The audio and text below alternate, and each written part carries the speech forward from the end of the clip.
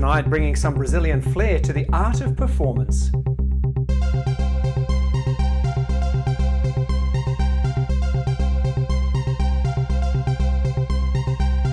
Hi everybody, welcome to Gay Talk Tonight. I'm Andrew Whiteside. My guest is Roberto Nascimento.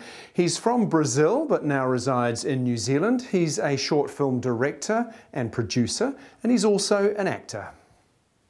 11 years ago, Roberto Nascimento moved to New Zealand and has been performing ever since. He's part of the talented theatre troupe Dancemotion, who've brought us the cult classics Terror Planet and Purple Rainbow. I don't like you and you certainly don't like me. This year, Roberto created a web TV series called The Adventures of Suzy Boon. It's funny and just a bit different. Stop trying to confuse me. Roberto, welcome to the show. Nice to have you here. Thank you. It's really nice to be here. Now, I have to say, I've been very impressed by you because I've seen you on stage, Okay. and I've been watching The Adventures of Suzy Boon, which Cool. Is your new web series. Web series, yeah. And so really impressed. So what I'm interested to know is, where does this this bug to perform and to create come from? I started performing when I was 16, 17, and that was because I was really shy. And I didn't really speak properly, you know, so I started as an excuse was just to develop my voice and my diction. Is the word diction? That's yeah? right, yeah. But obviously, I've been watching films since I was like 5, and I've always been passionate about films and obsessed with Charlie Chaplin, so I've always had that in me. Then I did it for a few years in Brazil, couldn't do it, had to quit. And then I ended up in New Zealand, and I was like, well, I'm in a different country, different language, I don't know anyone. So I actually thought I was never going to do it again.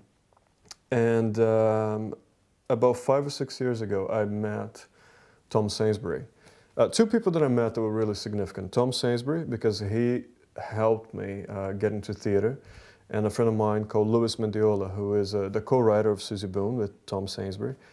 And Louis was the one who introduced me to film. He's from LA, he went to film school in Los Angeles, you know, this American dude. And so these 2 guys were very significant in my life into kind of helping me get back into what I've always felt like I should be doing. So what brought you to New Zealand? Why make that decision? Well, I've always had this thing about going somewhere else. And from an early age, I thought I should learn how to speak English. So that was when I was like 15, I was already fluent in the language. And New Zealand came as the opportunity came. I just arrived. I actually didn't know much.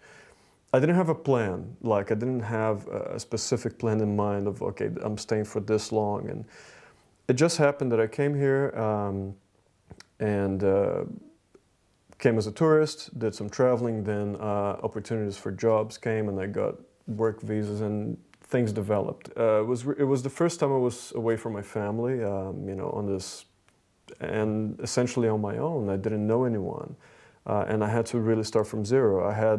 I think I came with about $1,000 in my pocket, so I actually had no money, so I had to really survive. So it was the first 2 years in this country helped me, and I matured a lot just by having to survive. You utilize some of your experiences to inform your work, and that's certainly where The Adventures of Suzy Boon came from. Definitely, yeah. From your own experience, immigration. Yeah, it was funny. Like, when I first arrived, I was interviewed by immigration, and this woman called Suzy was my interviewer. She was Chinese, and she did not have a sense of humor. She was not up for a laugh. And I was terrified. But I was like, this voice in my head was like, I'm not gonna cry, I'm not gonna do anything in front of this woman. I was convinced she was gonna send me back, as she did with 2 other guys who were on the same flight and were there as well. But I was there for like 4 hours being interviewed and asking the same things over and over. I was exhausted. But she let me go. And I never understood why she let me go. She said, I'm not convinced of your intentions, but I'll give you the benefit of the doubt. And I'm like, I have to use this someday, you know, in a stage show or in a film or in a web series. And that's how the whole thing came out. So, you know, just being the outsider is quite a big thing in my life. Feeling like the outsider, trying to fit in. When I first came, I was desperately trying to fit in, you know. when I first got into the theater film world, I was desperately trying to fit in with everyone. And I think that, you know, you learn with time that, you know, you meet the right people and things happen for, you know, in the right time. So all these things came to place, but it's just trying to fit in was the motivation for Suzy Boon. And I think I've got a lot in common with her. Yeah. Most creatives I know go through wonderful exhilaration when they're working on a project, and also they hit the wall at some point, they have doubt and so on. You seem like somebody who has a lot of energy and a lot of optimism, but I'm assuming there must be times when you do hit that wall. Oh, yeah. So how do you deal with that? How do you...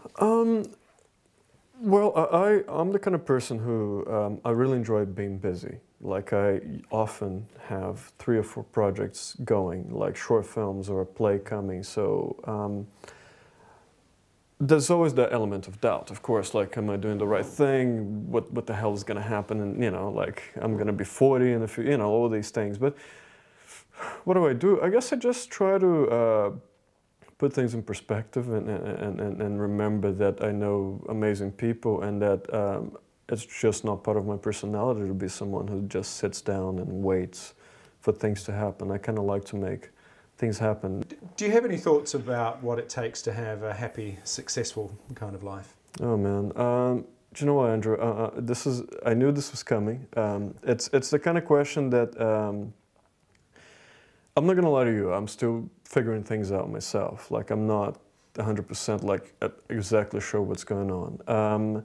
I think that the secret is to keep doing what you love, and to be surrounded by friends, positive friends. You know, people who add things to your life.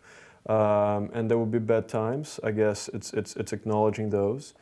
But I think being surrounded by positivity, being healthy, and all that stuff, and just doing what you love.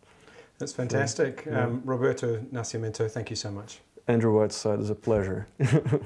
Thank you.